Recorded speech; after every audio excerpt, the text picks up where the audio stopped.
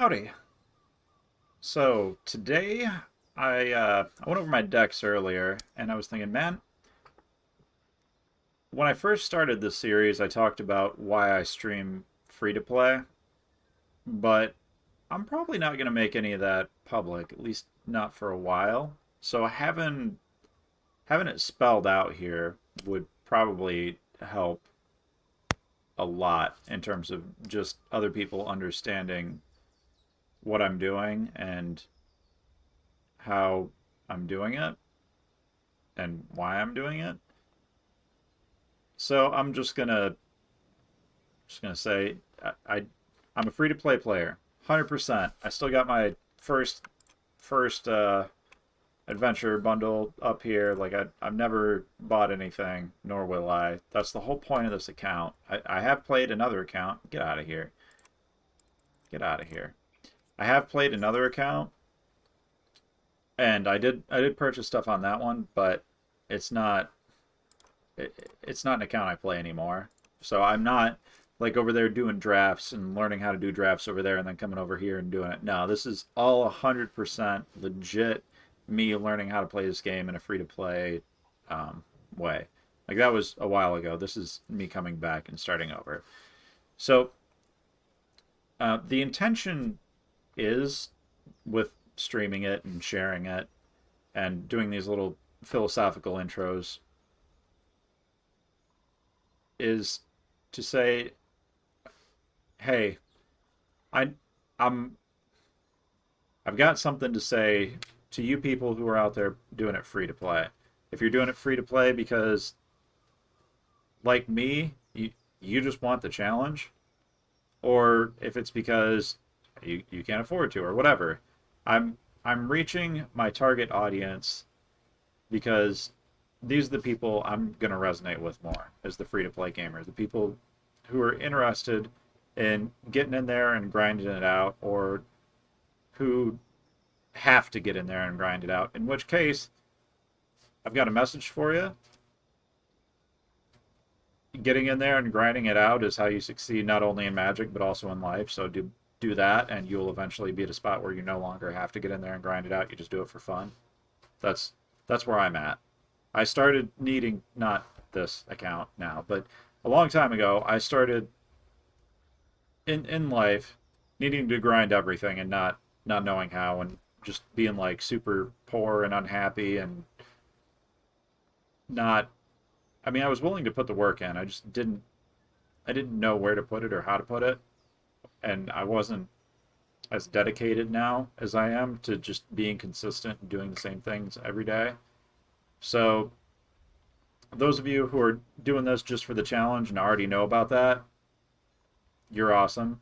Those of you who are here because you need to figure out how to play the game for free, you're also awesome. I assume you're in your early 20s. You know what? I don't need to go out on a limb and make any predictions. Just if you play Magic every single day, if you grind out your 4 wins and make sure your quests don't overcap, that's a lesson you can take and you can apply it to your real life. Go to work every day. Do put in your time, put in the overtime when you get it, and don't spend your money on dumb stuff. Like don't in Magic parallel. Don't buy a bunch of cosmetics unless you have budgeted for it and you know it's something you can do and it's not going to screw up anything else you're doing. Don't spend that money.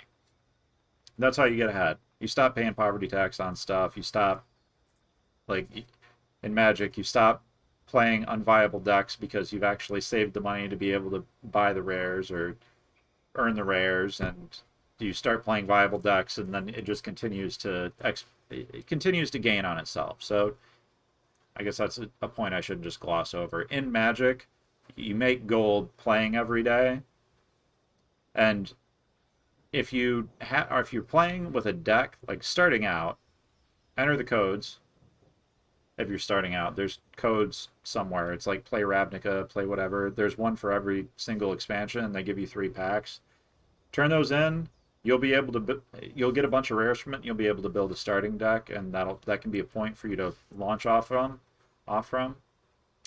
And I highly recommend you do that. Anywho, Back to what I was saying. If you're playing a starting deck that you haven't built out all the way every day and you're doing it in standard event, you're not going to go super negative. It's fine to spend your gold that way as long as you're doing like one run a day and then just laddering for the rest of your wins and quests and whatever. Um, I think it's a good way to do it because it familiarizes you with the format and it gets you used to playing in more of like a high stakes environment. So when you're on the ladder, you're like, okay, whatever, this is just a game. Um, but as long as you take that gold that you win and you re-roll it into decks that are more viable in the standard event ladder, then eventually you'll end up with a tier 1 deck or two tier 1 decks or whatever. And you can just keep, they'll have a higher win rate because that's how decks and Magic work. You will eventually find the deck with the highest delta, which is the highest achievable power level, and you'll just play that, and then you'll farm. That'll be your farming deck, or you'll find a couple of them that you like that are all within an acceptable range, like tier 1 decks. If you're not familiar with deck tier lists, I'm not going over that here, but that's a thing you can do, and it's good to do it. So yeah, you'll figure that out, and making the gold and investing it there is the most critical point. Once you've got that investment made, then you're compounding your gold. That your gold that you spent on it is now paying for itself. You're getting a return on that investment, and you can spend it. Well, ideally, you budget for the next expansion, and then everything you have over your budget for the next expansion, you spend on cosmetics or whatever, drafts if you want to throw away the money, or whatever you want to spend it on, you spend it there instead of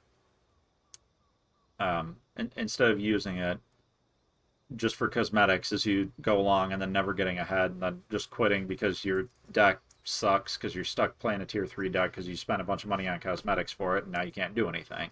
Don't do that. That's a bad investment. Be scrutinous with your money both in game and real life. Okay. Yeah, so those of you who don't need to learn that lesson, you're here, same reason I'm here, because it's more fun to fight an uphill battle. Kudos to you. You're freaking awesome. And that's what I'm here to do too. I think the context of playing the game in the free-to-play sense like adds a lot of weight to every decision you make. Like the standard event queues feel like slightly impactful, and the draft queues feel really impactful because 10,000 gold is a lot of work. It's a lot of work. So, yeah, hell yeah, it's fun. That just skip ahead. Is that the right way? Skip ahead through the break. That's probably where the content you're going to be interested in is. That's where I'm playing the decks and learning the meta. But maybe there's something here of value to you too. That's anywho.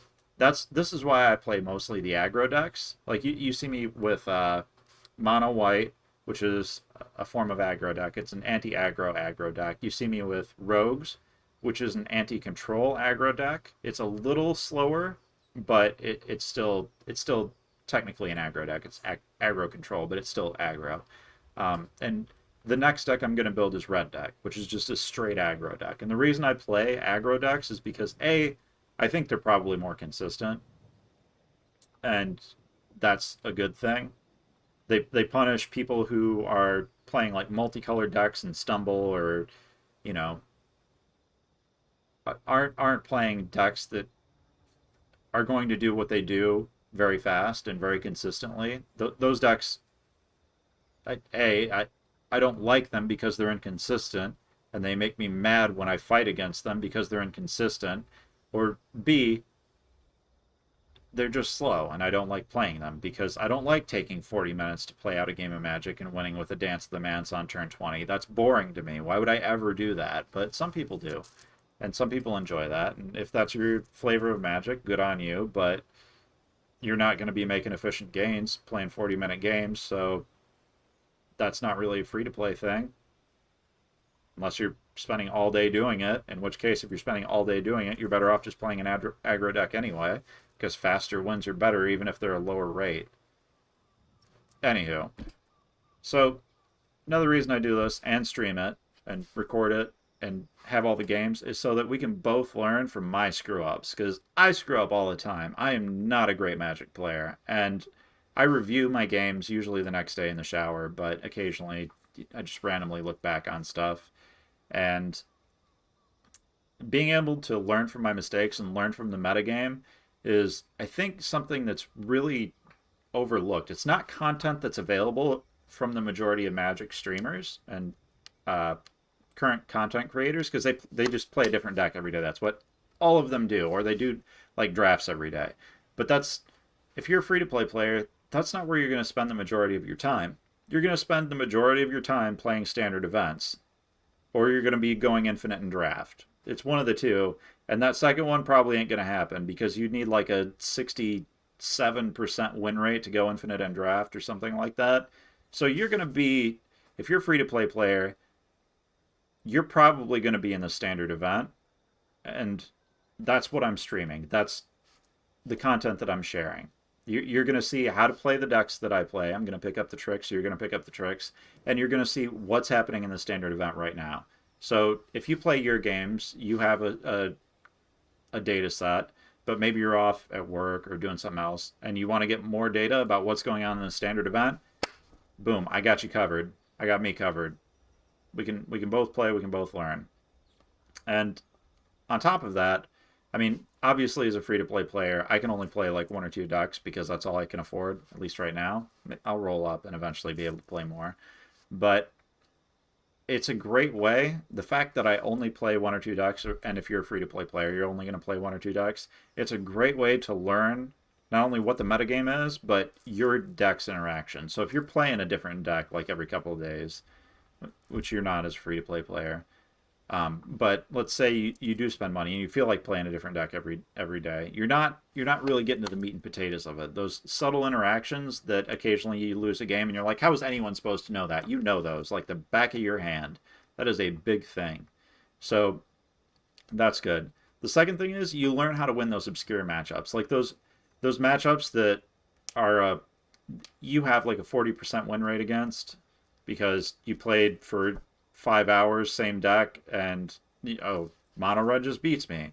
Well, there might be an obscure line that you can take to win that matchup, and it might bump you up to like 50-55% win rate against it. And you don't just lose every single game that you play against it. So there's that too. And then the last thing is over time, you can see how the metagame is shifting. So like a week ago versus now, I'm going to have data for a ton of games, and you can see how those games have kind of changed and shifted over time. So, and because I'm going to be playing the same deck, plus or minus like one or two cards, you're going to see how the game shifts from a set perspective. So, imagine you're standing on the shore of the ocean and you're watching a ship go by. Because you're on the shore, you have a fixed position and you can see how that ship is moving relative to you. That ship is the metagame.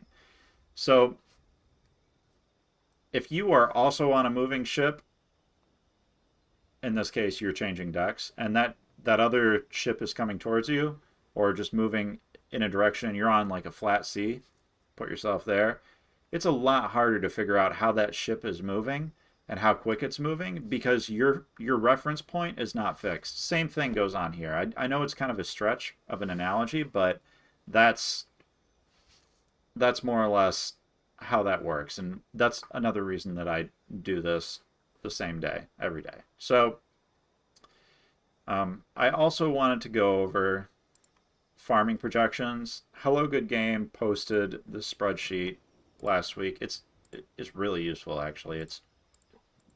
It's been very enlightening just to see the probability. So you enter your win rate here.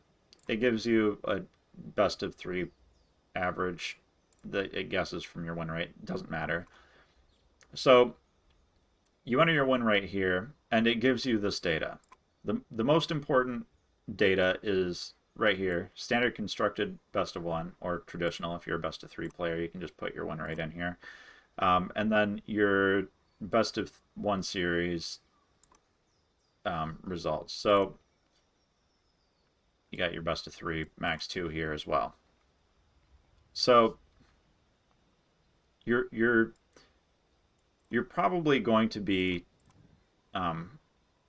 going like your most average result will be 7 wins if you've got a win rate similar to mine.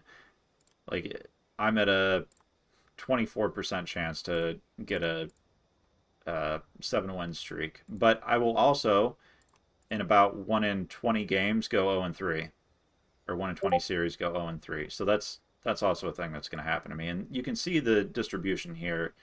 Like the majority of my games I'm not gonna, or majority of my queues I'm not gonna go 7 wins. I'm gonna go somewhere in here, and this calculator up here will tell you how you're going to be rewarded for playing those games out. So every event, on average, I'm going to make 57 gold. Now, I might go plus or minus, right? But on average, I'm going to make 57 gold. I'm going to get 7/10 of a rare, so I'll get one like every other run or whatever. I mean, that's not how that works. It just averages out to be 0.72% of a rare, and then mythics, same deal.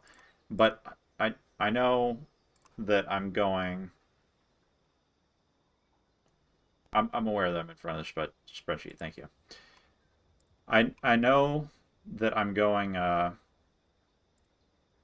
going positive here, winning the net gold. Oh, I see what you mean. Yeah. So there's that.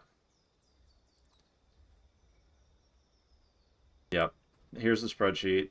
Sorry, I forget that I'm a big man. And yeah, so I think to put it into some context, people tell you, oh, just draft, just draft, just draft. Well, in order to make enough gold to do a draft at a 60% win rate, which is not terrible. I mean, it's not amazing. I think professional players get like 63, in which case they're still going to have to invest 102 hours at an average of 1 hour per run to make enough gold to do a draft. And in that time, they'll earn 95 rares and mythic rares.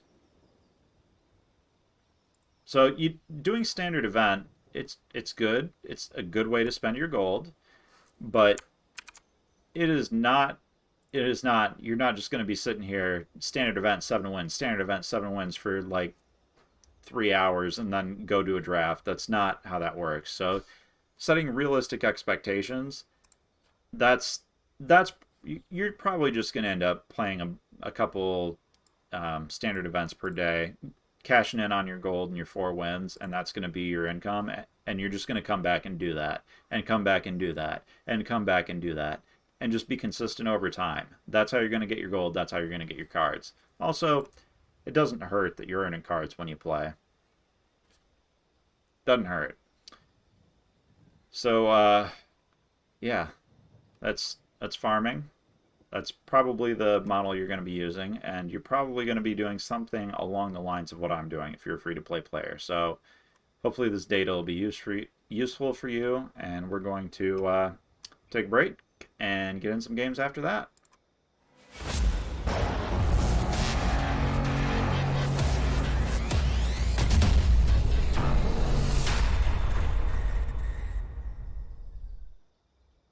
Okie dokie. So, I'm feeling more rogues. How about you guys? You feeling more rogues? Everybody's feeling a little roguish today, right? Right? Right. Rogues.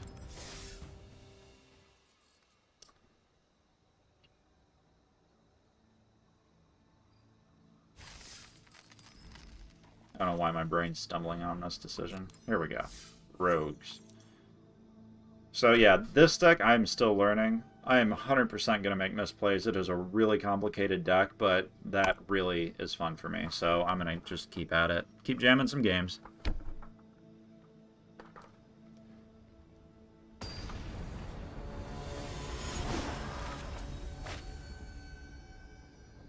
Gummy buff.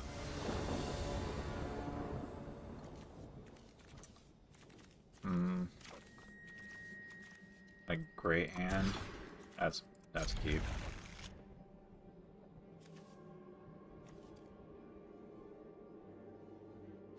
I thought thieves are how I went. I think I just tossed the. I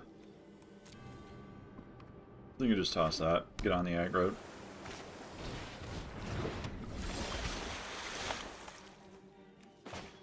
Probably has removal for the crab if I play it here. So I do get punished. But if he removes it, that's his turn. In which case I play out a Thought Thief. Because it'll be unprotected. Which contests the Wind Robber. I'm okay with that.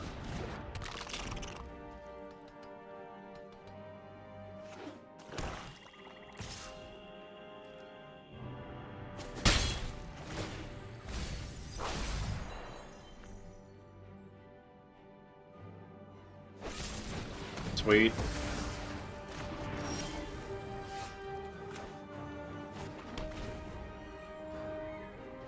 Oh, I'm retarded. That comes in tapped. Damn it. I shouldn't have played the crab there.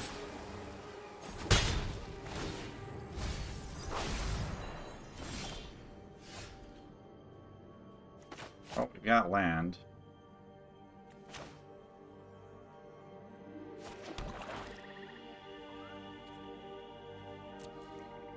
Yeah, we don't have to commit until his turn. He's already untapped, so he just whiffs.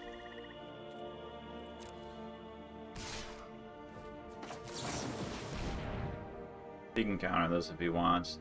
All he's getting is one damage and one card. He can counter the other Ruined Crab if he wants, but he's got nothing. And we know he's got nothing. So we can call here. And that kind of blows him out a bit. I think we just stay open. We don't need to make any rash decisions here. We can at least bluff having a counter spell until the end of his turn.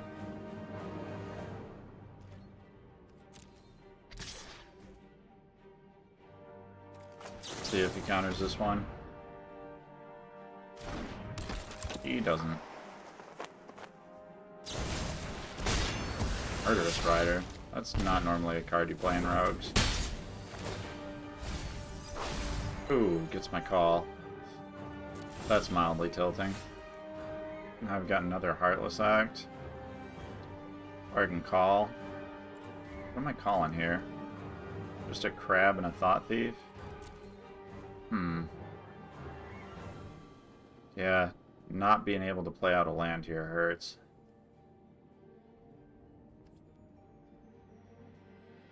But he doesn't get me if I activate the Lurrus here because he's tapped out.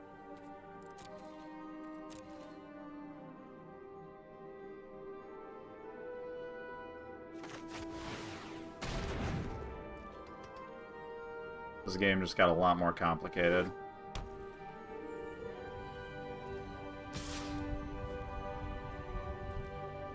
See, now he kind of doesn't want to mill me, right?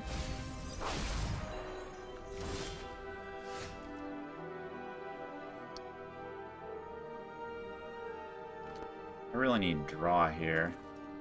Have I got a wind robber in here? Nope. And I can't Lurrus and play anything but a crab, which I can already do. So just gonna go ahead and play out this other Ruined Crab and keep taking one and getting milled for one.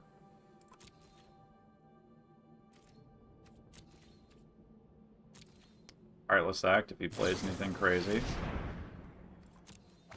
Ooh, that's brutal. But I don't have a counterspell for it, so it's not like there's anything I can do.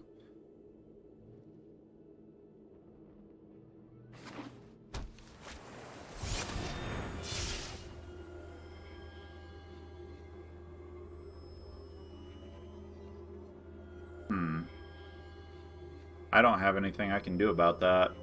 I have to eat it. But he knows I don't have anything, obviously.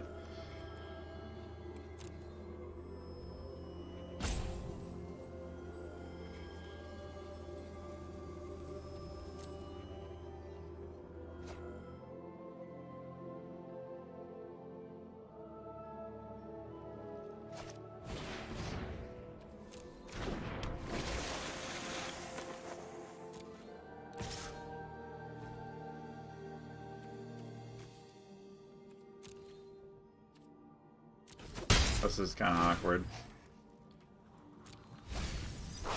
Oh, the drown in the lock. No! I needed that! Vantress. Yeah, it's 2 blue. Give me a land. I didn't need it that bad. I just need a land, man. Oh, these draws. Okay, well,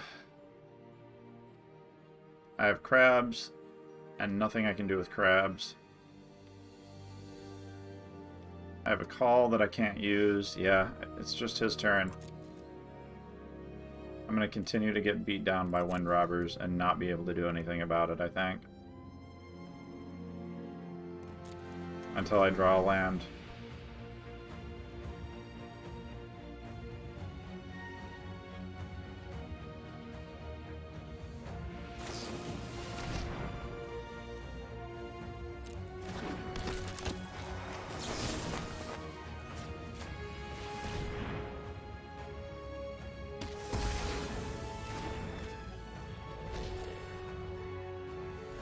That could have been really bad for me.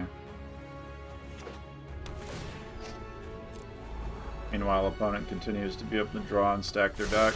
Feels bad, man.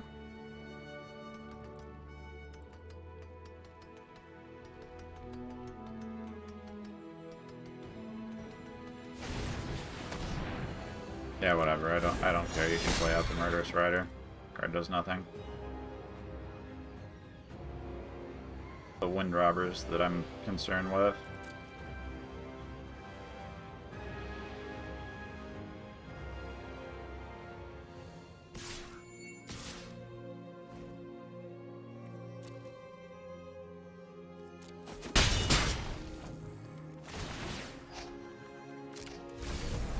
There we go, we got a clang.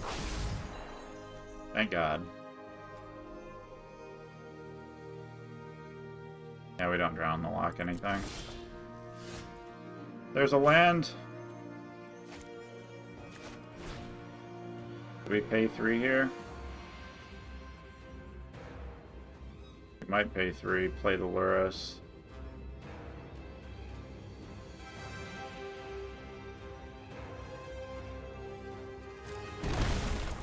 Yeah.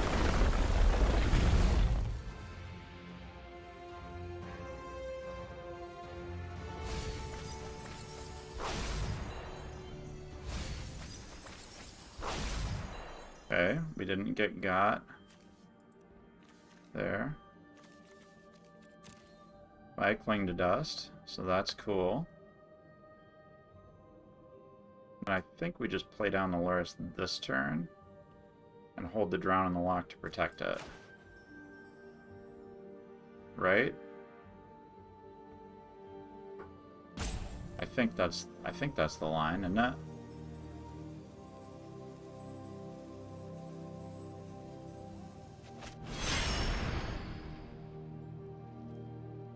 If he counters it, we counter the counter. It's tempting to play a Thought Thief out here, but no. He knows I've got the drown in the lock to protect it.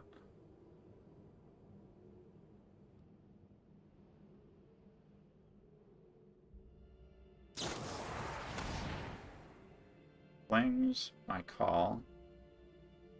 Sure. I don't need to counter that clang.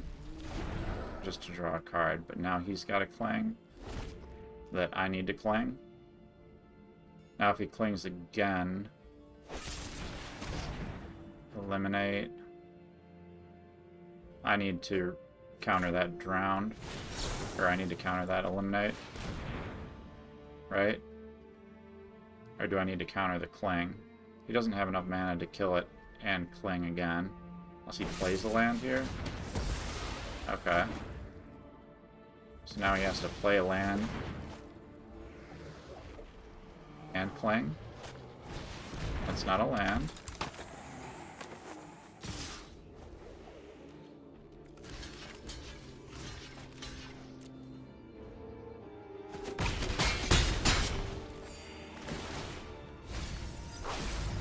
I need to cling his cling now. That's more important than anything else I can do here.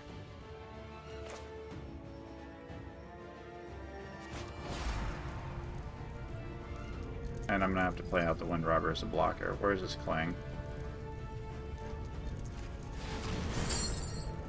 What do I remove? Thirst, Passage, Temple, Island, Heartless Act. Yeah, that's fine. That had to happen.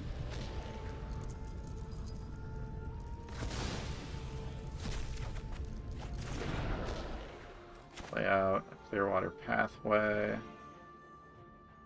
as a black. Mill on for 6.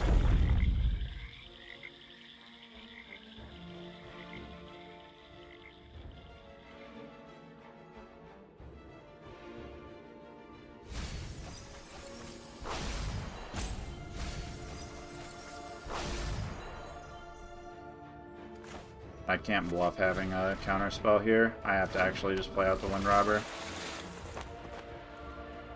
Attacks and turn. This is the only line where I live.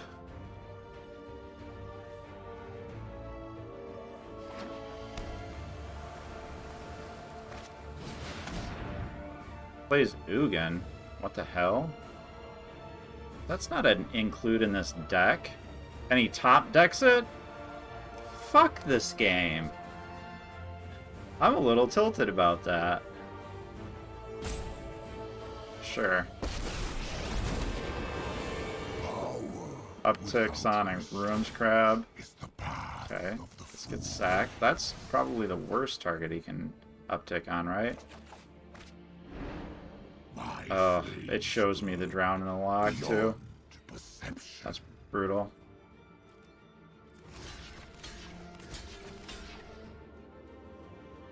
Only block 2, so this has to be the block.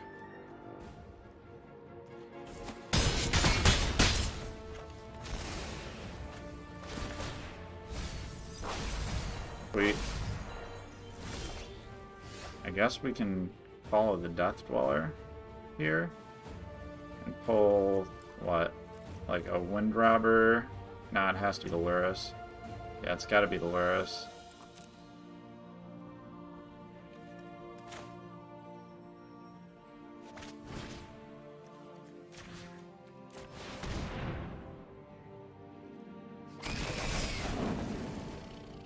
Then we have to play something that can block. Effectively, the Black Bloom Rogue. Or we can drown in the lock the Black Bloom Rogue. Yeah. But that means we're probably going to play out a Wind Robber. So we can draw more. And block one of his Wind Robbers. That Ugin is something I can't really deal with, though, isn't it? Because without being able to destroy the Ugin, it doesn't matter. It has to be like this. And then we just never get there, right?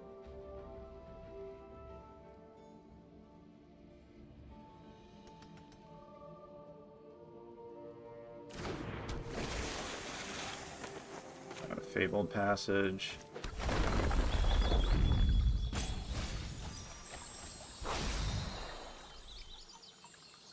Pull blue with it.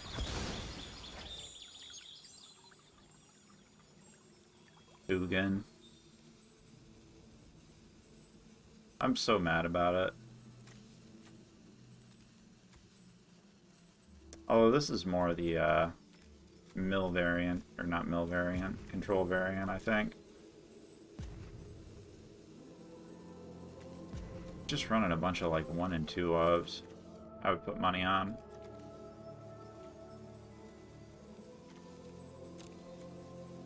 Fabled Passage. Ooh, right. We needed a blue.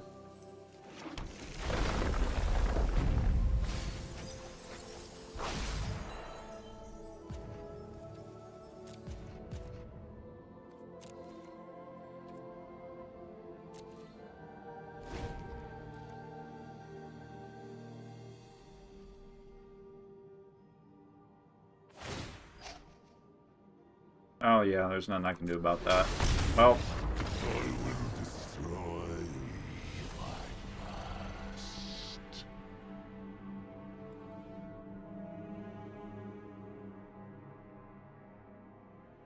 feels bad, man.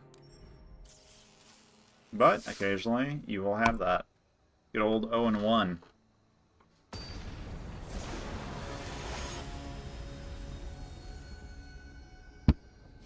Oh, and 1 is just the belly flop champion. We fought him before. Yeah. Same guy, probably. Blood Chief's Thirst, Cling to Dust, Island, Fabled Passage, Drown the Lock. Going first. I really want to give up card advantage.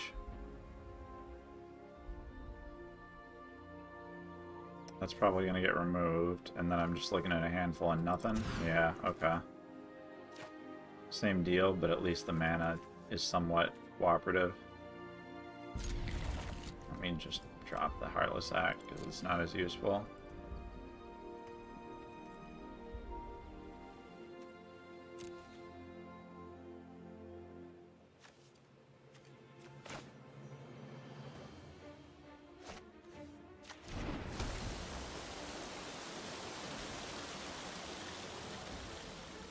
Another mirror. Man. We're just running into mirror matches here, aren't we? Oh, nope, this is not a mirror. It's the black and white deck. Scries for 1.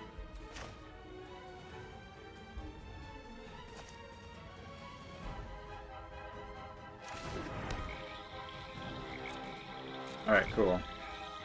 We can either Thought Thief or Drown the Lock.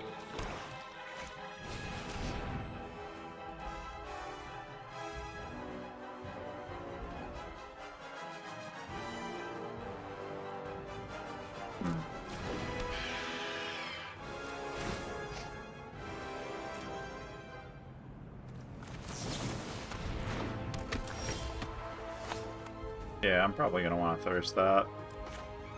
Especially because I got 2 thirsts.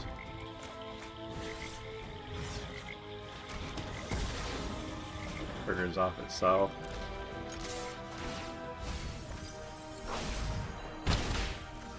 Maybe I should have waited and see if he blocked.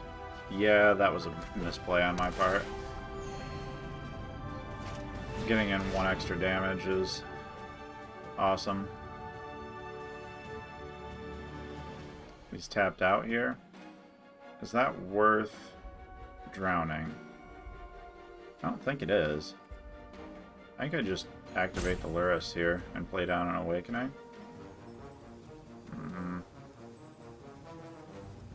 Am I at 3 on it? I can counter it.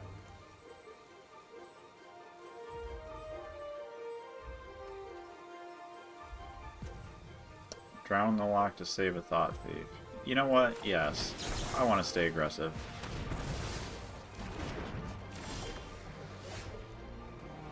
He's tapped out for it. I'm okay with that. I really need a blue land. This is going to have to come out. Regardless.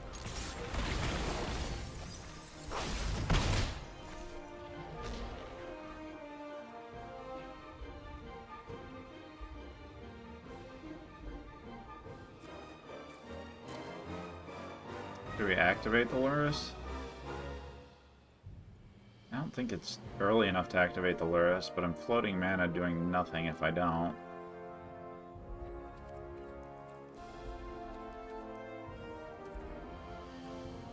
I can bluff having something.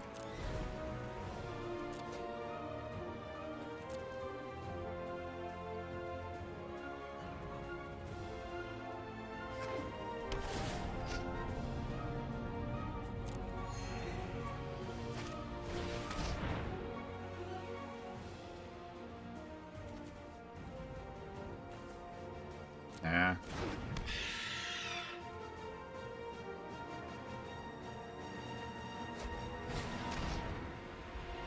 Damn it. There's the second Blood Chief's Thirst, but so do I. And we can end the story if we pull a, yeah, I'm more than happy to pull a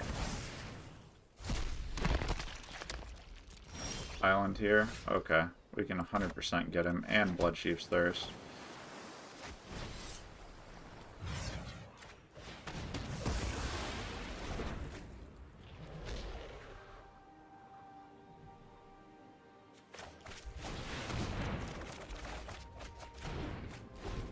Into the story again. Nice. Activates the Lurrus, hits me for 2. Plays out a Savior as well.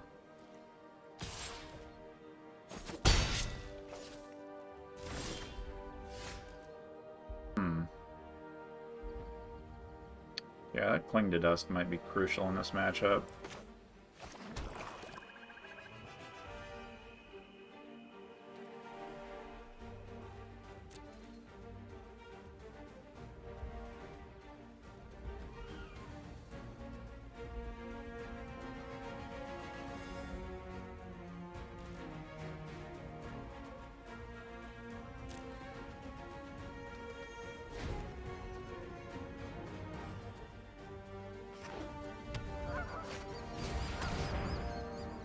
Here I'm at. I guess I'll have 2 target cards. I would really like to be able to do something in response to that. Alright, just gain 1 life. Damn it. You know what? I'm gonna end the story in response. Why did you... Oh, it had to tap my blue. Okay.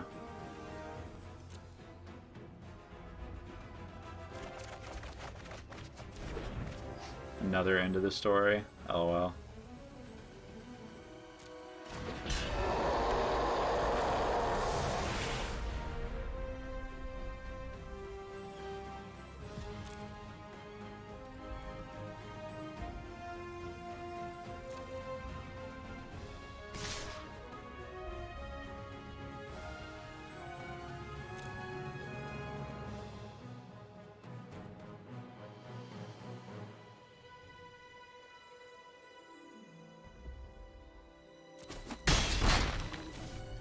I think I just let the Teameret sit there. He's on 7. If I Heartless Act it, he can do something in response, so... Yeah, maybe not. I can Cling my own graveyard, though. Or maybe I hold the Cling to be able to get him when I kill his Lurrus. I like that more, actually. Another land. That is a shit ton of land. Holy cow.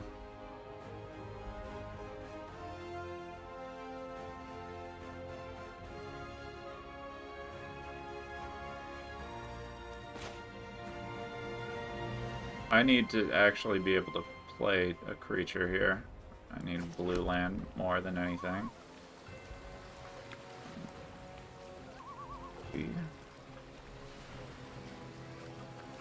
How many land do I have? 1, 2, 3, 4, 5, 6, 7. So yes, I can...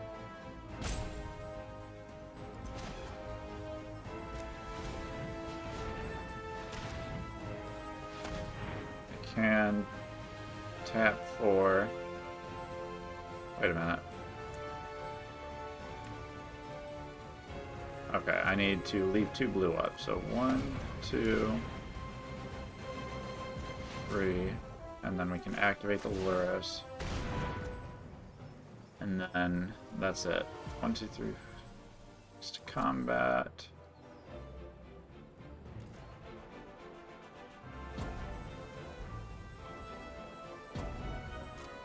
Turn. Just discard a land. I'm fine with that.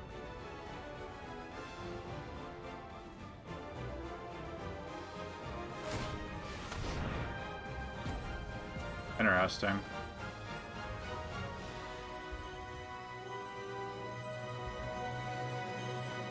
Now I feel like I should Heartless Act in response here. So he can't. That prevents him from actually being able to... Yeah, that's fine, that's fine, that's fine.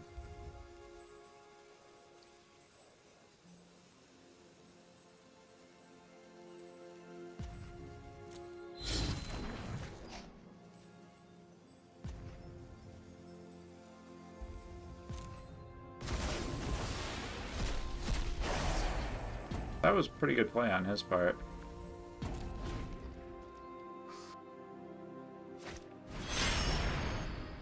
Plays his own Lurrus. Okay. That's terrible. And replays his Savior. I can't cling it now, can I? I don't need the cling for the Lurrus. Oof, that creates a problem, doesn't it? Because now I can't... He's tapped out, though. He can't Tiamat. Oh, he's only on 7. Damn it. Damn it.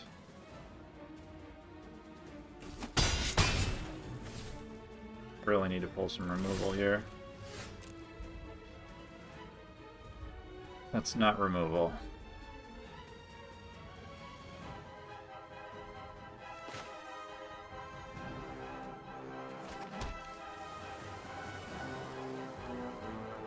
Yeah, my hand is empty. I need to end the story again. Okay, cool. We can hit the Lurrus with the Heartless Act. We can't, actually. Son of a bitch.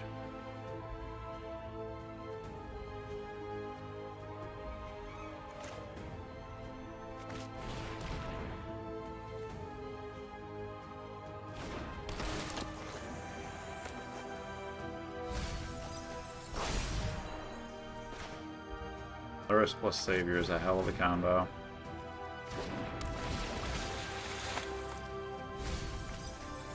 He can just protect it every single turn.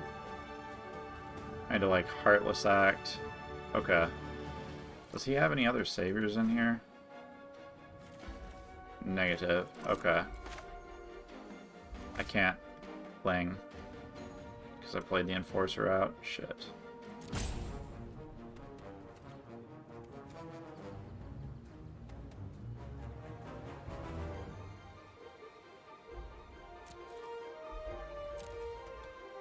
This game is super complicated. Holy cow.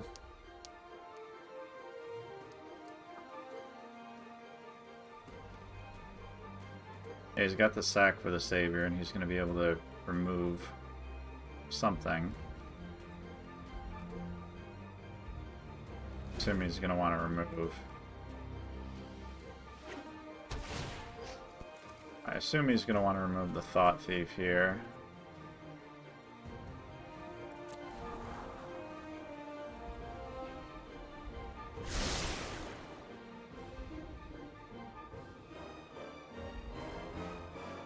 Can do that, and then in response...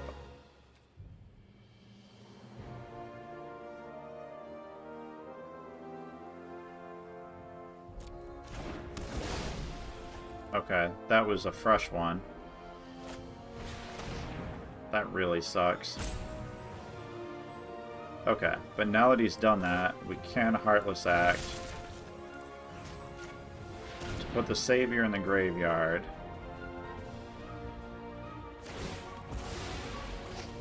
At which point, we can cling it next turn.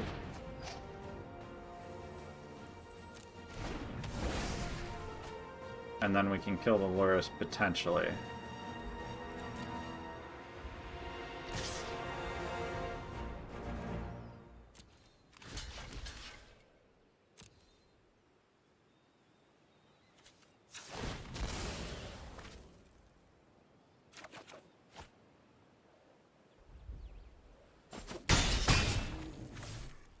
We should be able to win just on principle of I can do more shit than he can from here. Playing to dust his Selfless Savior. Gain 3.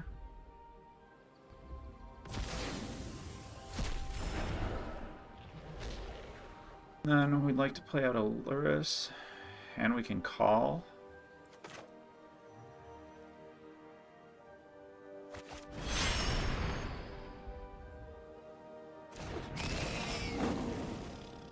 What do we have that we want to play? Probably this Thieves Guild Enforcer.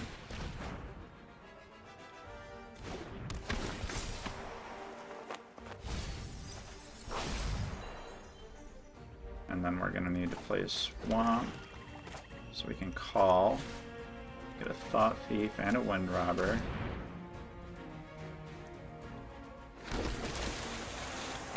Death Touch. Oh great, my game is going to crash here, isn't it? No! I'm so mad about it. That was the turn! We turned! Get back! Get back in! Please!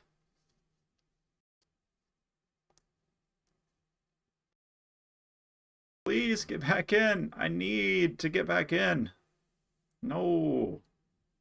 Well, I guess if we lose, the gods have deemed us unworthy. The gods of magic.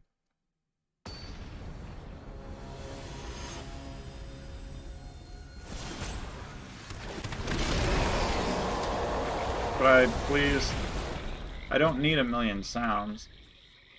Put a menace counter on either of them. Okay. Alright. Well. Sorry, opponent.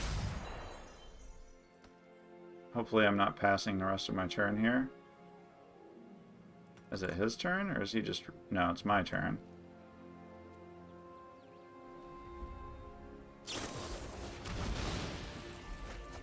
Draws 2. Ah, crap. Having this Wind Robber in play would have been actually huge here. Because now we can get Myers grasped and stuff. That's going on the Lurrus, I'm sure.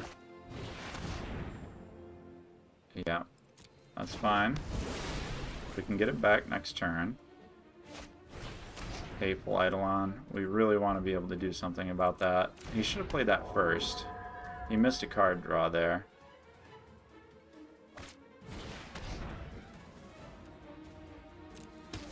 So he has 2 removal spells. He's got to be about out of removal here, right?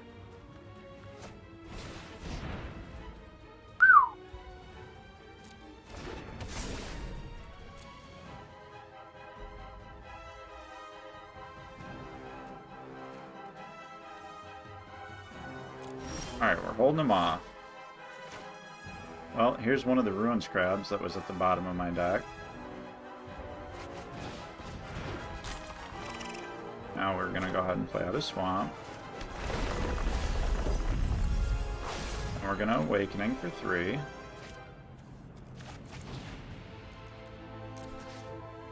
Add a Lurrus and a Thought Thief. Yep, that's fine.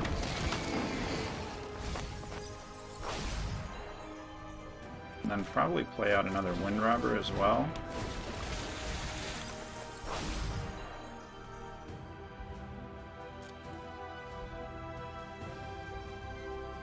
I'm actually happy to clear all those. I'd rather have it as a blocker though.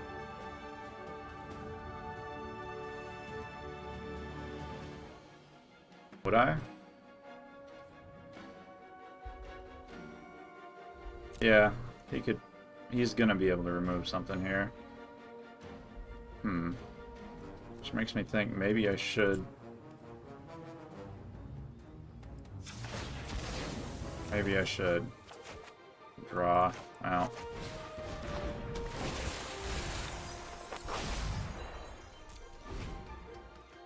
He's got removal. Because I can't deal with Lurrus yet.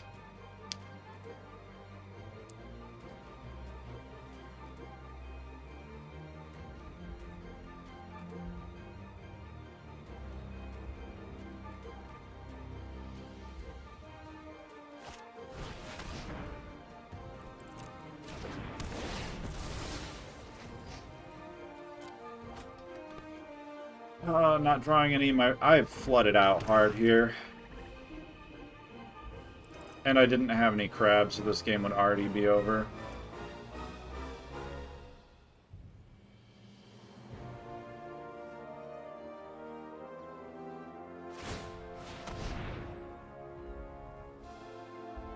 That really sucks.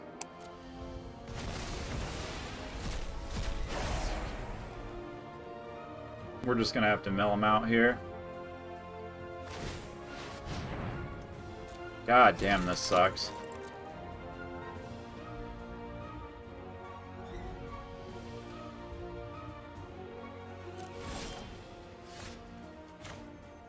Maybe we get there with mill? Question mark.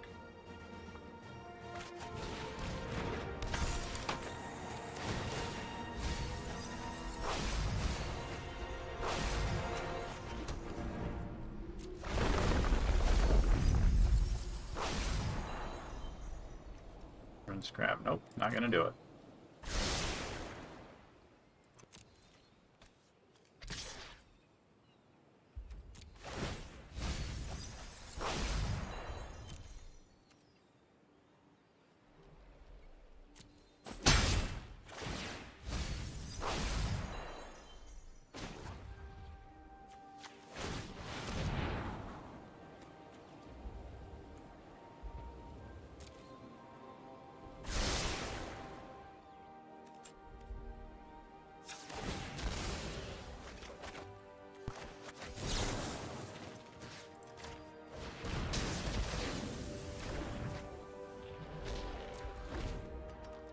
Okay. Might have got there.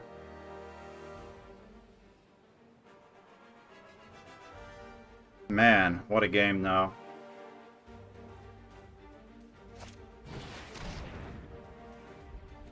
Sure. Yeah, that's gonna have to happen.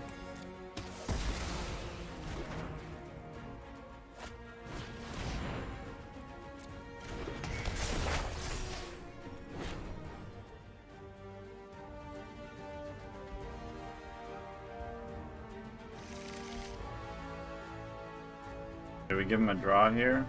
We can give him a draw here.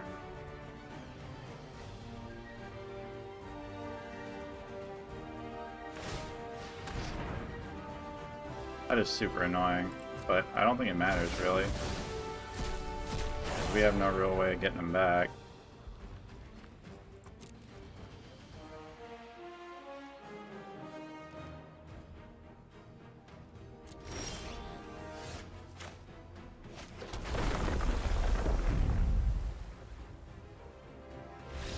Yep, we got him.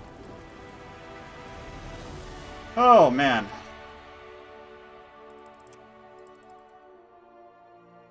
What a game. What a game of Magic. That was kind of a hard one.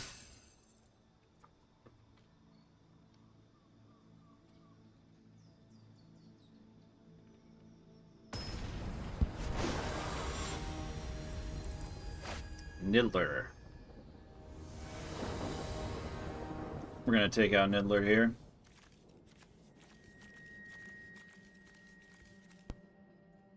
This is like a super slow hand. Going second. Maybe. I mean, we've got good cards, but okay.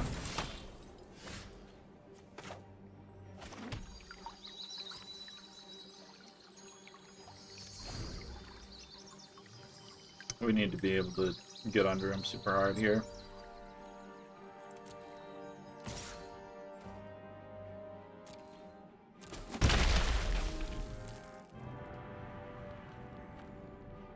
Why not play out another land there?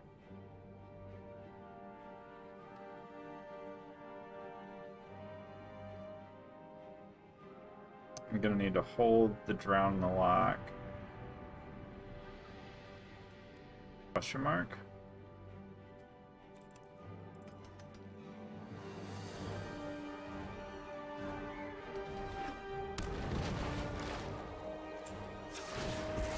Oh, almost got myself there.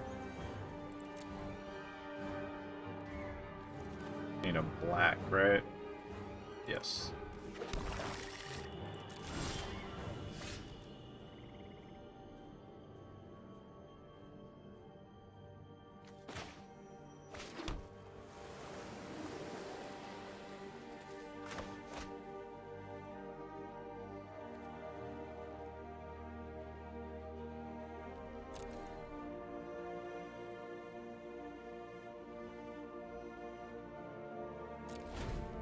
Yeah.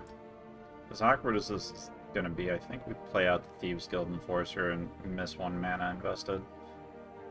He obviously wants to play the Love-Struck Beast here. Alternatively, we could just counter it. Oh, no, we can't, because he has no cards in his graveyard.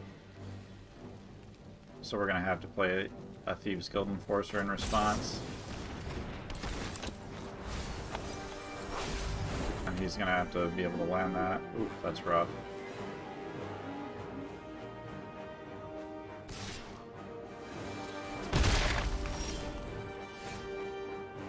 Okay.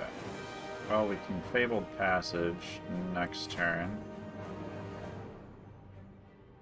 This turn, I think it's probably correct to just play out the other Enforcer. Or keep the Drown in the lock for his turn and counter the, if he's got the Great Henge. Ooh, we got a Great Henge. Well, if he's got another one, I think it's appropriate to hold the counter for that.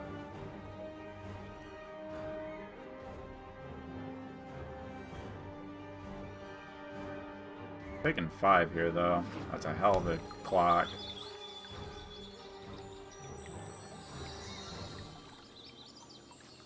Two, 3, 4, 5, 6. Yeah, we can't quite get him there, unfortunately, this turn.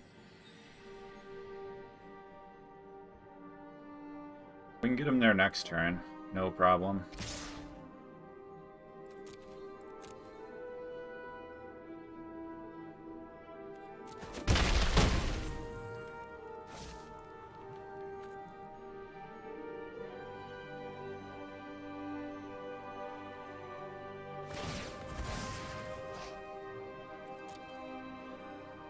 Okay. Nope. Oh, I don't have enough. I don't have enough to counter it. I just lose on the spot. Damn, that really sucks.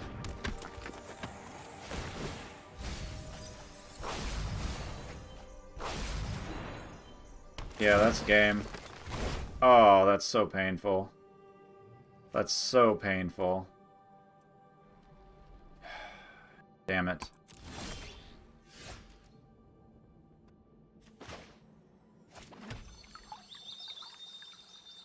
And that sucks. I guess now my only option is to get him with, like, Thought Thief.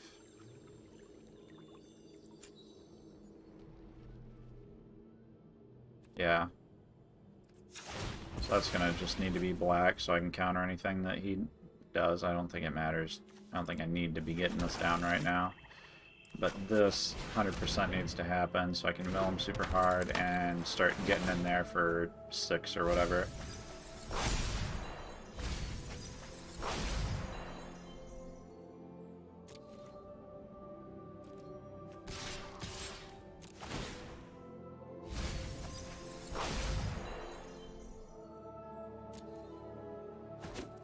And then we need to hold, like, Drown in the Lock for a blocker.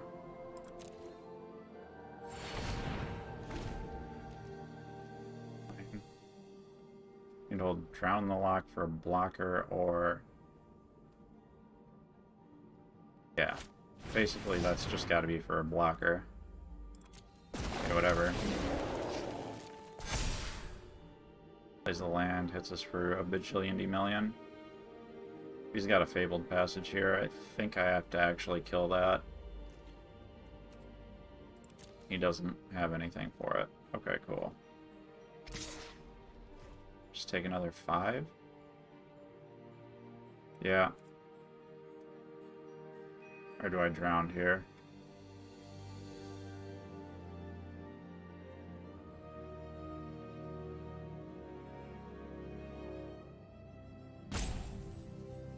Drown to heal for 5. And then Bloodchief's Thirst that next turn.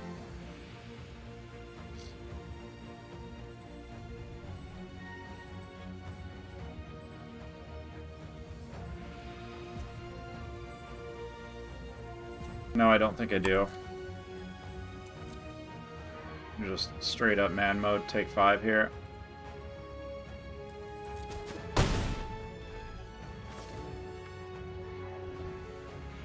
Playing to heal, maybe.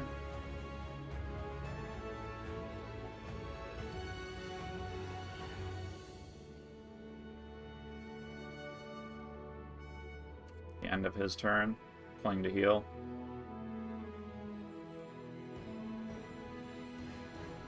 And then Thirst on the Elemental and swing.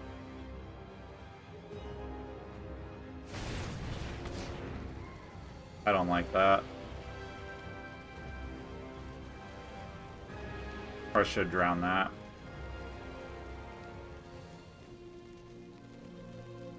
I need to drown that.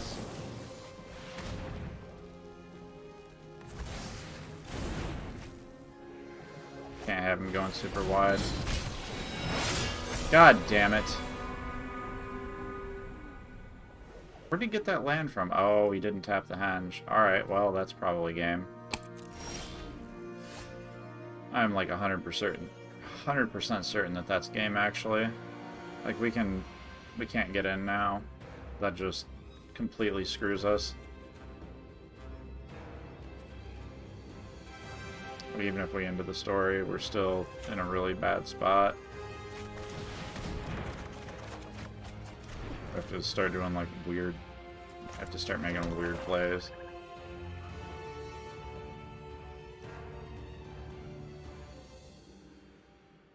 Destructible.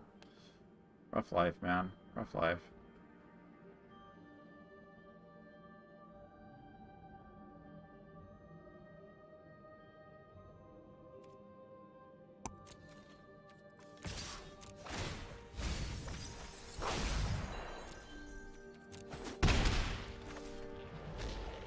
Pretty sure I'm just dead next turn, right?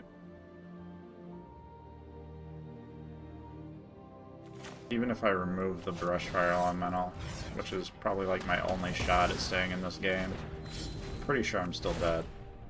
Oh, I didn't see that. If I'd removed that, I could have actually lived.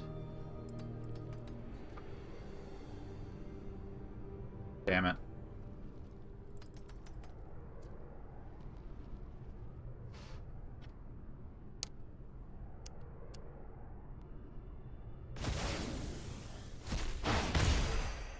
Ah!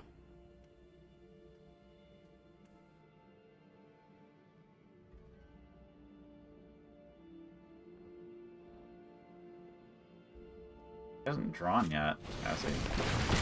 Oh, well, that's just game.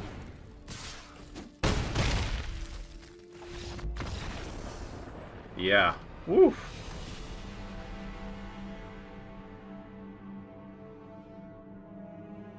Would having Bloodchief's thirsted earlier have changed that?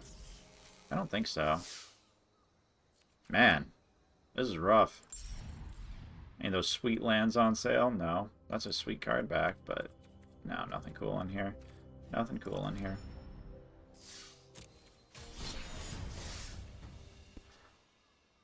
Okay. Una más. Bogado.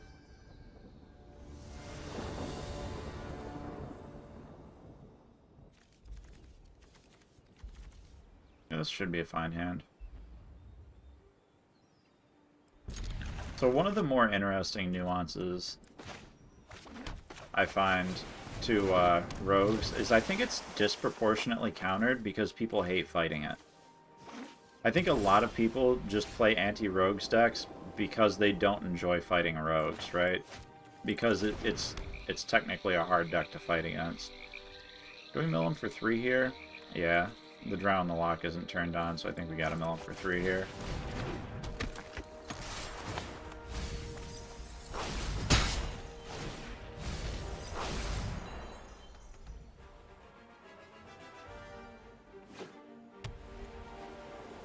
And then kind of hope that he doesn't have removal for it. We can Thirst that. And then mill him for 3 again. Well, if we Thirst it, we can't counter stuff.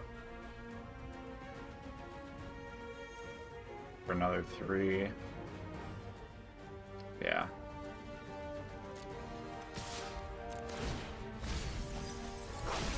Super awkward for me getting stuck on lands. Damn.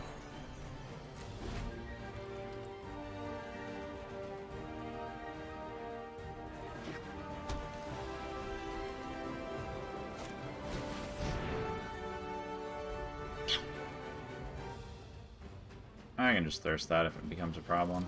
That's fine.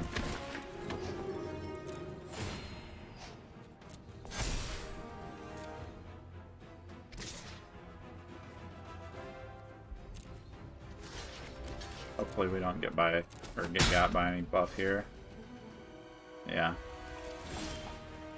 That's a land, technically. Not the kind of land we want to see, but it's a land, technically.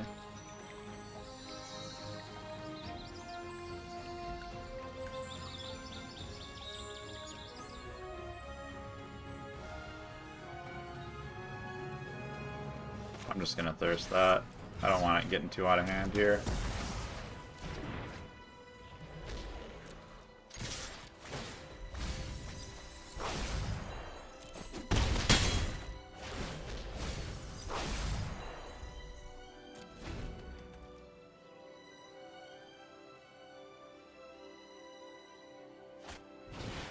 Angel of Vitality.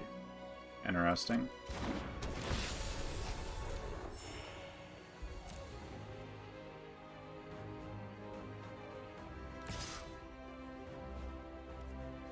I'm okay just taking 2 here. Whatever, I suppose. Man. This land stuff sure does suck.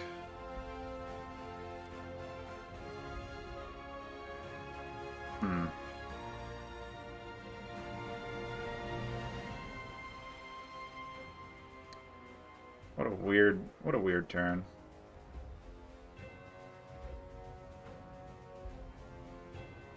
Yeah, what a just straight up weird turn.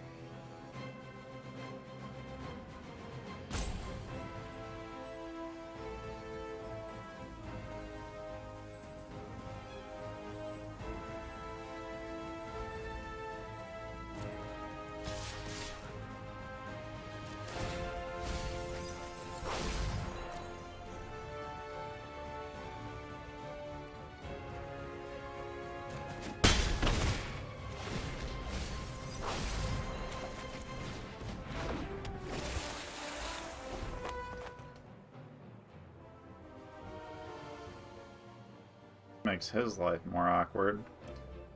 Honestly, I think I need to sack it. What is this? Tax and tap another creature until end of turn. Creature has base power toughness 4/4 and gains indestructible. I don't like that.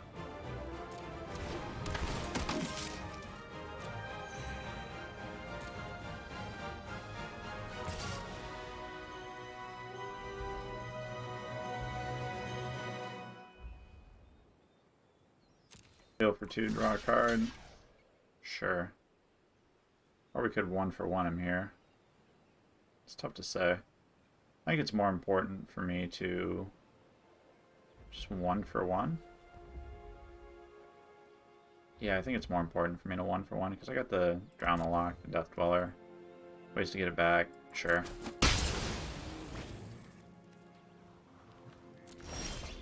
Oh my god, I can't pull a land to save my life.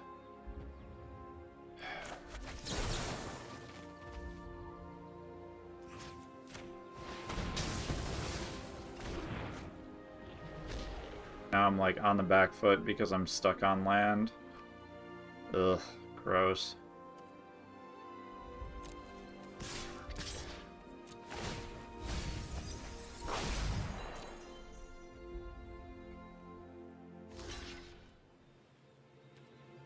I'm good one for wanting if I can just draw a land.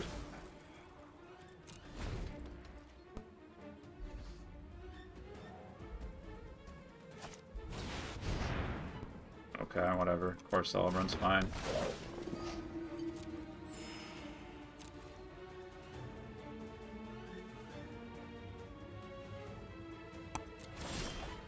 Oh my god, that's a land. That is a land.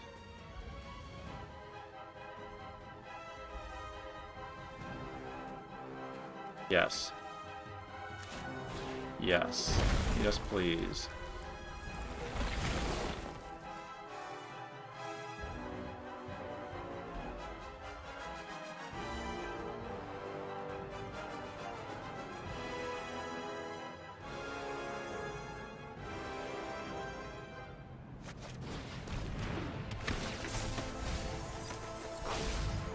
Okay. Now... blue land.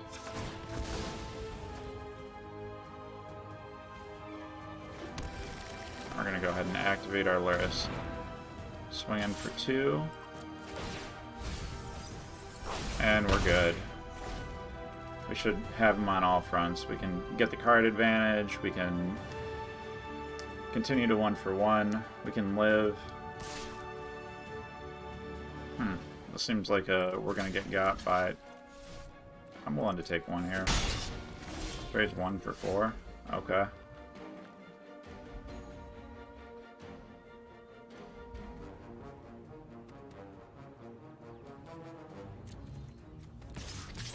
think we just ended the story at the end of his turn.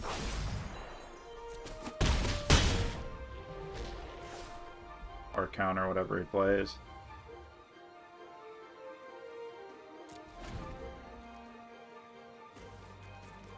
Like he's a go wide deck, so trading is good. Yep. Got him. Weird deck.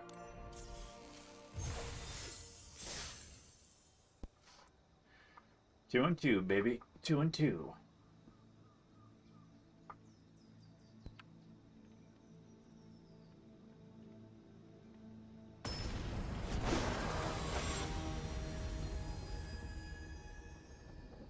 Marquee Lad 112.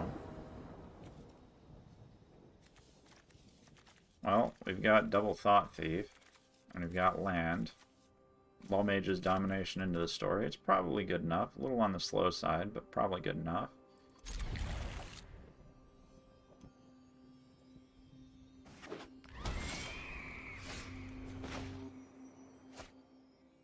Plays a red mana, so we play a Ruin Crab.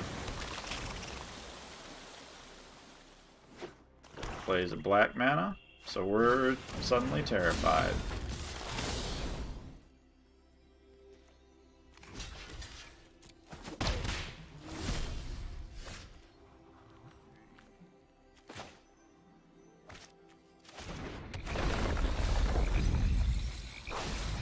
Red, black, blue. Interesting.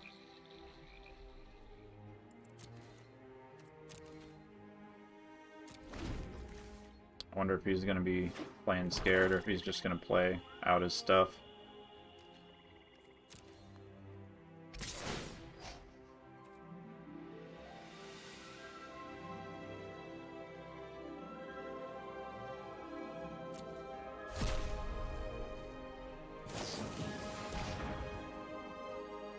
He's got my Thieves Guild Enforcer. It's tilting.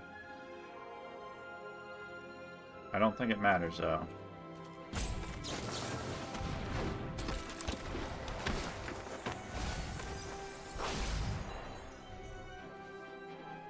I would rather have the Thought Thief less. If he has removal. Which he might. But I would rather have the Thought Thief less than the Crab. Damn it. And that's why. Well, we can still get him for like 4 here. Which I think is the play. 4, 5, 6, 7, 8. Yeah, this is actually a bunch more damage. 2 more damage, technically. But I think that's okay. And then we can crack the Fabled Passage for another blue and be able to get him within the story. Alternatively, Lurrus isn't bad, but he's probably going to have removal for it. Black, blue, red. I don't even know what decks like this do. Direfleet, Warmonger, he's got like sacks and stuff in here.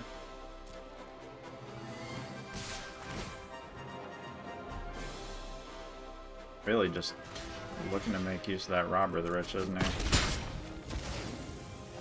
I don't understand what he's doing. Plays my Ruin Crab. I would like my Enforcer back. I'm gonna get my Enforcer back.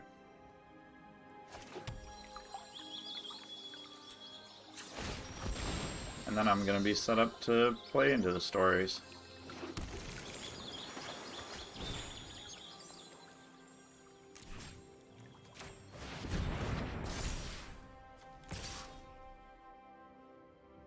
I'm not trading with the Warmongers.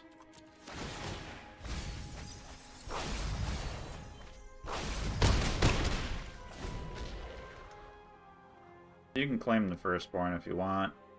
I don't really care. Village Rights and the Firstborn. Yeah, my cards don't matter that much. You're not threatening me with 1 Ruin Crab and playing a land every turn. Okie dokie, you can go ahead and do that. Oh, he sacks it though. That's kind of a piss off. And it's in my graveyard. Got the black.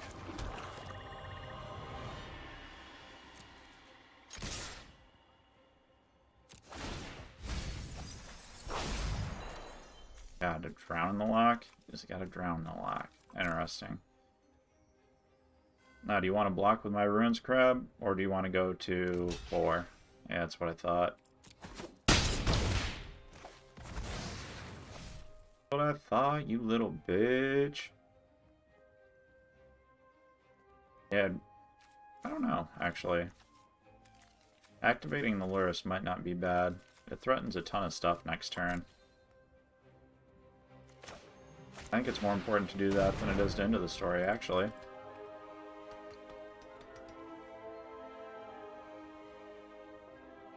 Even just getting back a Thought Thief is enough.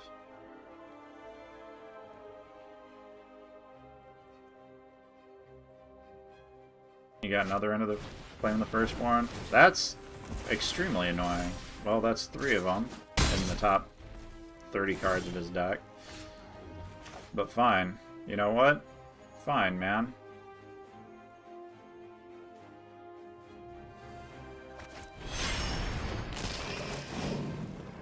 Got removal, I'm gonna be pissed about it.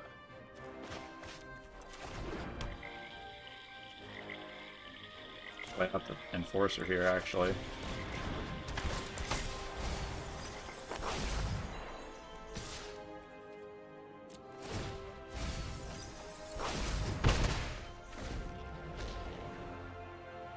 Do you have claim number 4?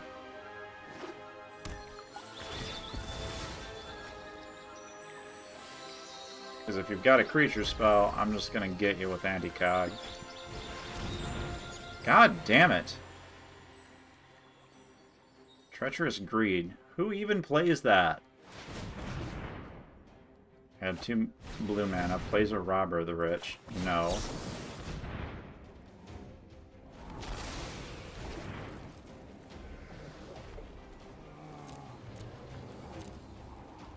stacks it, which is annoying, but still ultimately not a winning play.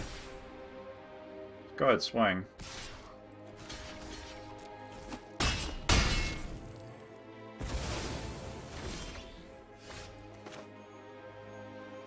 Into the story first.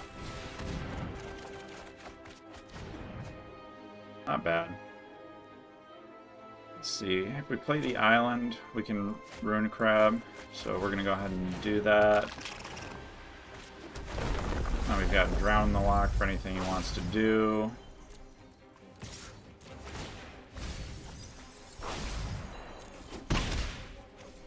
And we've got an enforcer if he does nothing. So he's pretty boned. Castle Lochthwain activates that. Yeah, 100% this deck is Traitorous Greed, Flame the Firstborn. This is all about taking my stuff and sacking it with his Warmongers. Okay, so no Warmongers. Number one, no Warmongers. Wow. Good game.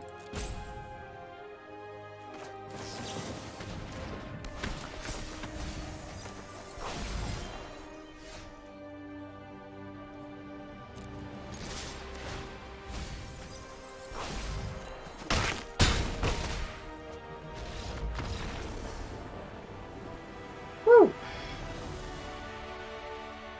That was intense. I've never played against a deck like that before. So that was kind of scary. Oh, Mythic Rare! Hype! Cure Best the Sea God. Nice. Nice. Nice.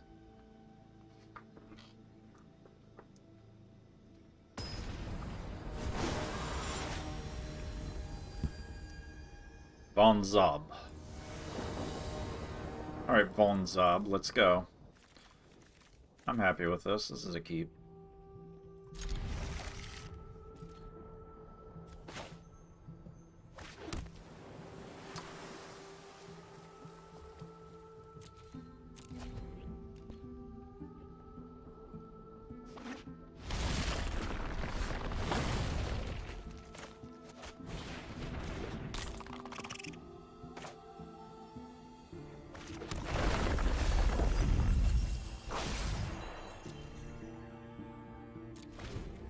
It's one of those decks. Another red and black Kiora deck. What do we lose here? Probably the other Ruin Crab, honestly. Not that great of a card in this matchup.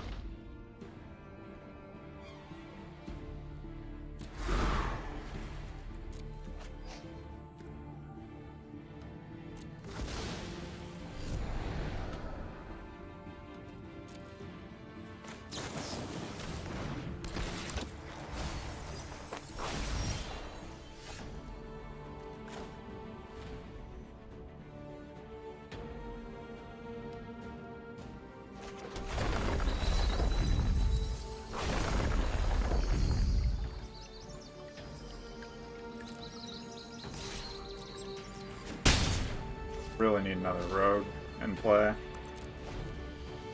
So if we can, we want to anti-cog him. So we can pull another land. Yeah, I think this is fine. And what we need is another land. Neither of those are land, so it feels bad to toss them.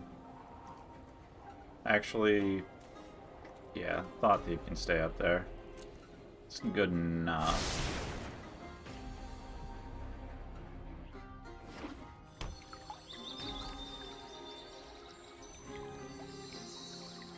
We know we're drawing a Thought Thief next turn, so I guess it does not matter what we do here.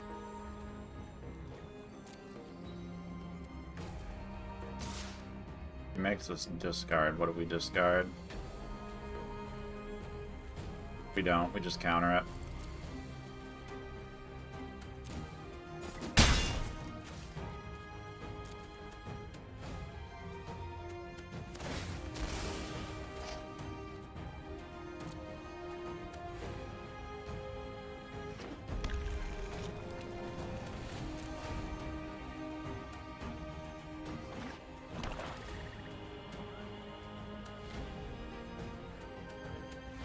Need to keep the Enforcer in play and keep him from activating Proxy here, which he's doing, so we're gonna go ahead and drown that.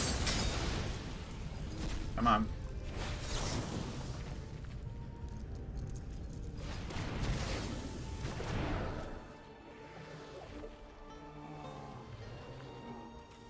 On 6.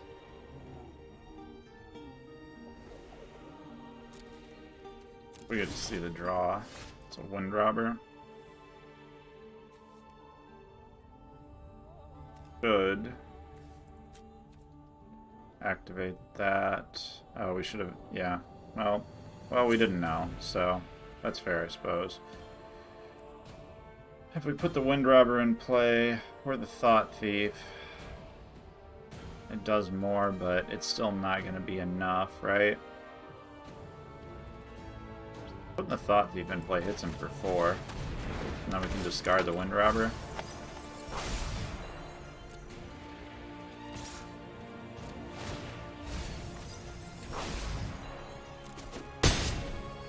Maybe the Wind Robber is actually more practical here, since we're not drawing lands.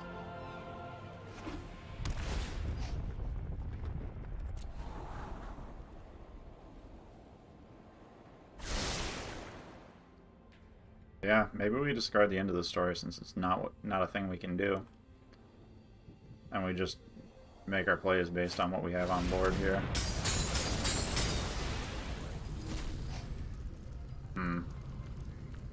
We really need to discard him here.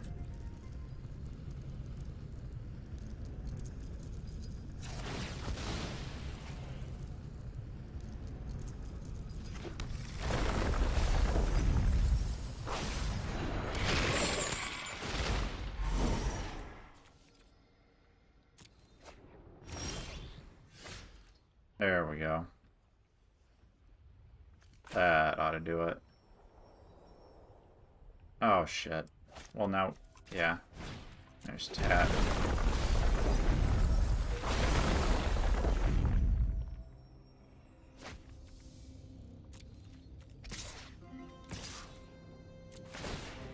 Maybe he feels pressured enough. Or he makes that trade. Sweet.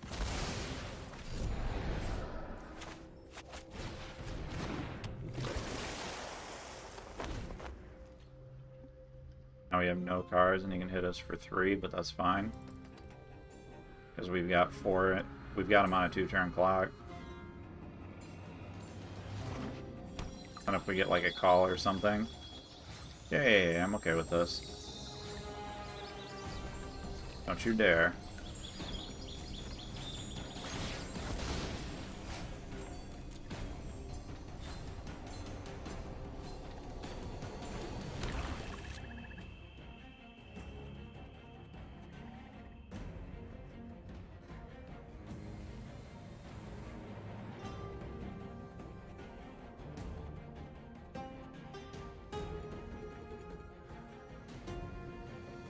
He's probably got removal. Dang, that's rough.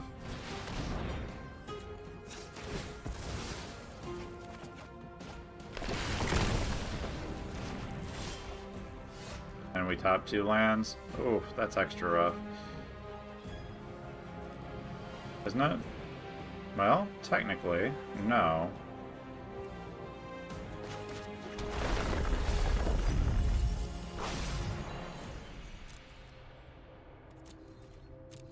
Because it means we can get the Lurrus in play.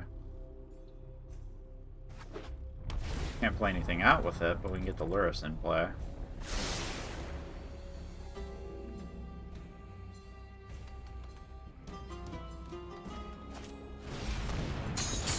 Or he just makes us discard a land.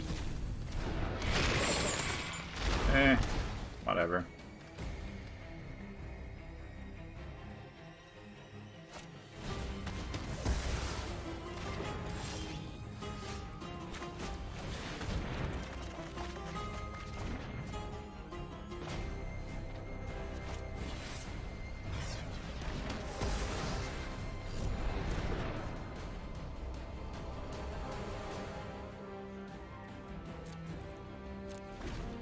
just discard another Clearwater Pathway and get him with another end of the story next turn? Ooh, Rankle kind of sucks here. That means... Nah, you could still have another land and do it. Each player draws a card, each player discards a card. Okay. Still a discard for one. So he has another land then, right?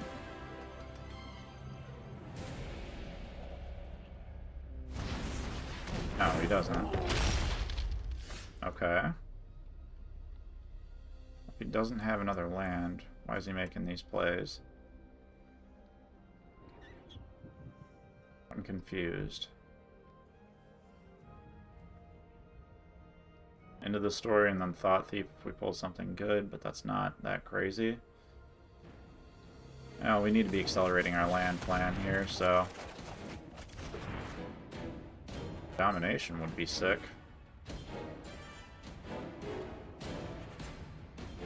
But I honestly think the correct play is probably just play out the Enforcer on his turn, or Heartless Act the Rankle. Heartless Act the Rankle for sure. For sure. And then we'll need a third blue so we can dominate something.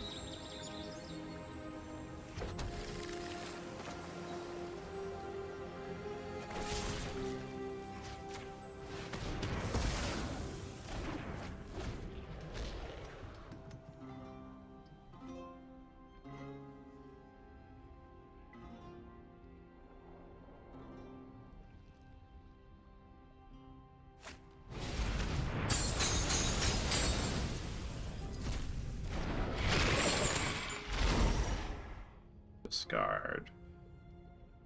Probably the Thought Thief. Because I want to steal his Karaxa. And Thieves Guild Enforcer trades.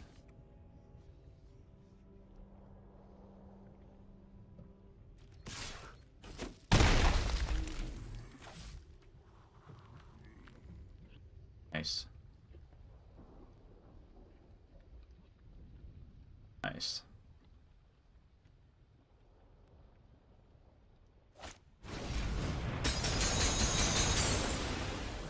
Down to one card in Brave.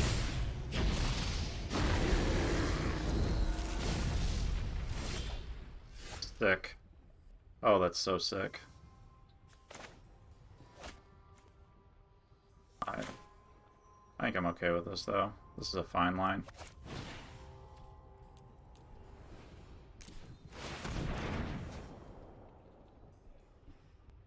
And we can get him with an Enforcer next turn.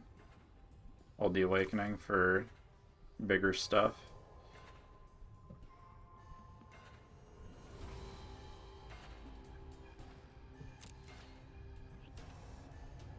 Yeah, I'm okay with that.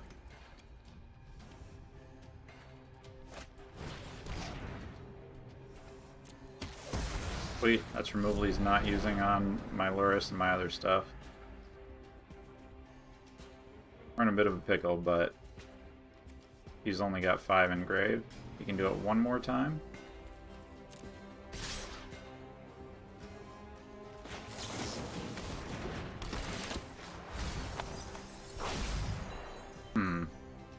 That didn't go quite the way I'd imagined it in my mind. I'm not going to 1 though. Probably should have played out the Awakening last turn. Whoopsies. Now I'm gonna have to like play out the Lurrus.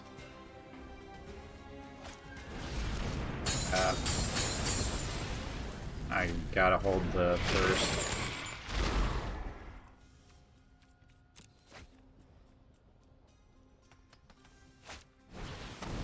Okay, we're probably just out after that. Like we can Thirst there. Enforcer, get there. But we're still in like a really rough spot.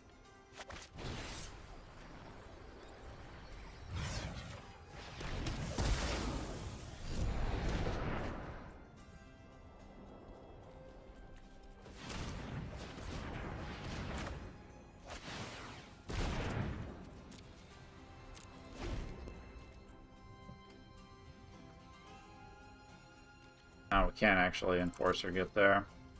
Oof.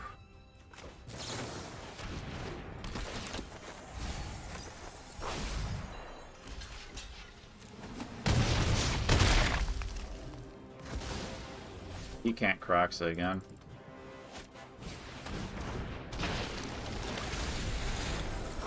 Jesus Christ. I don't think there's any way back in this, right? Nope. Not with the Mire Triton in hand like that. Rough life.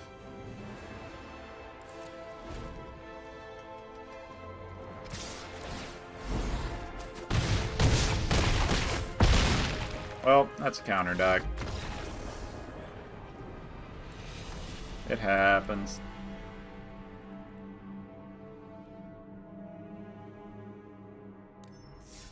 But hey, we got a mythic rare this run, just from daily rewards, so that's cool.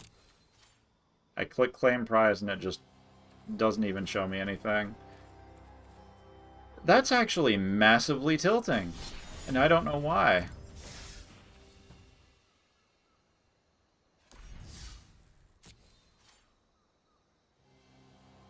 Man, yeah. That's frustrating.